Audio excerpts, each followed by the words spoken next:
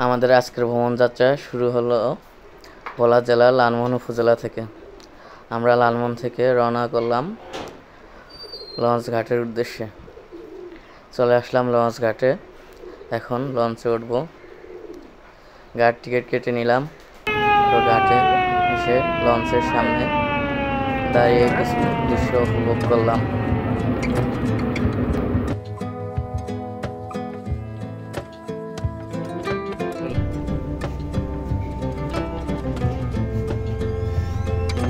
আমাদের কেবিন, এই কেবিনে আমরা যাবো। এটা হচ্ছে প্রথম শ্রেণীর সিঙ্গেল কেবিন।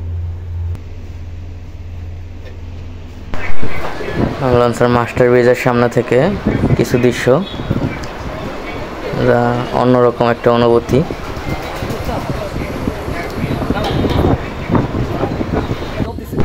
নিচে ঝালমুড়ি বিক্রেতা ঝালমুড়ি বিক্রি করছে। ডি খান ওয়াটার অয়েল কোম্পানি লিমিটেডের একটি লঞ্চ। নদীর অপরূপ সৌন্দর্য অন্যরকম রূপে ধরা দেয় বিকেলবেলা। খুব শান্ত নদী। নদীর কি অপরূপ সৌন্দর্য, যা না দেখলে বোঝা যায় না। আমরা ঘুরতে ঘুরতে চলে আসলাম লঞ্চের ইঞ্জিনের কাছে। এখান থেকে দেখা যাচ্ছে লঞ্চের প্রোপেলারের পানির ঢেউ। যতদূর চোখ যায় শুধু পানি আর পানি।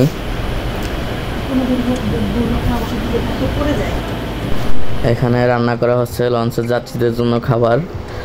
এখানে ডাল রান্না হচ্ছে। লঞ্চের ডাল খুব সুস্বাদু হয়, এটা সারা দেশ জুড়েই প্রচলিত আছে। এখানে মুরগির মাংস রান্না করা হচ্ছে, দেখতে খুবই লোভনীয় এবং সুস্বাদু মনে হচ্ছে।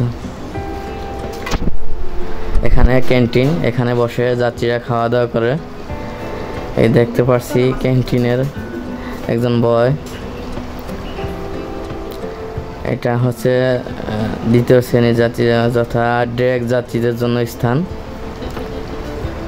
এখানে যাত্রী খুবই কম আজকে। এটা লঞ্চের পিছনের সাইড, 3 তলার। তো আমরা ঘুরতে ঘুরতে লঞ্চের সামনের সাইডে চলে আসলাম। দেখি এখান থেকে লঞ্চটা দেখতে কীরকম একটু দেখার চেষ্টা করলাম।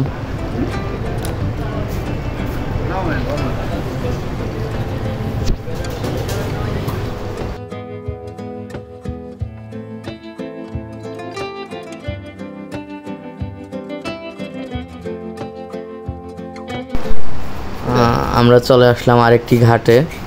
এই ঘাটটি দেবীশ্বর ঘাট নামে পরিচিত। এখান থেকে যাত্রী উঠবে। এখন আমরা চলে আসলাম আরেকটি ঘাটে। এই ঘাট ধুলিয়া ঘাট নামে পরিচিত।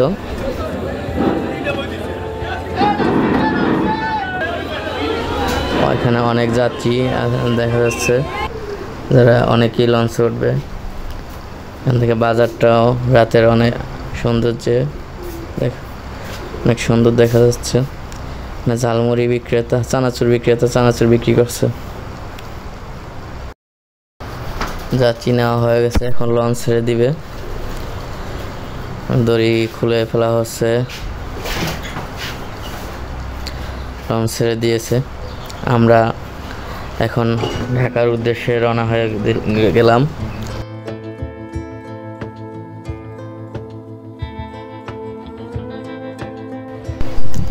সকালে ঘুম থেকে উঠতে দেরি হয়ে যাওয়ার কারণে সকালের দৃশ্য দেখাতে পারলাম না আপনাদেরকে। তো এখন নামার সময় হয়ে গেছে। আমরা এখন নেমে যাব লঞ্চ থেকে। নেমে গেলাম।